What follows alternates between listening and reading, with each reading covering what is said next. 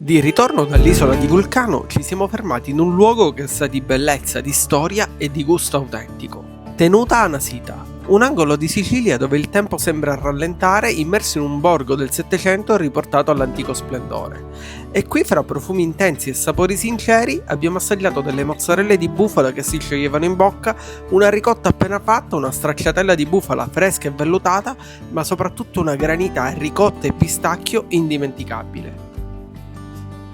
Ogni giorno in questo caseificio, a pochi passi dalla stalla che ospita oltre 300 bufale, nascono delle vere e proprie eccellenze siciliane. Burrate, yogurt, panna cotta, salumi di bufala come mortadelle bresaole e dolci straordinari firmati dal pastry-chef Mario Cortese. Pensa che, premiata dal Gambero Rosso, la pasticceria di Anasita è un piccolo paradiso dove la colazione diventa poesia e ogni merenda una coccola sotto gli alberi.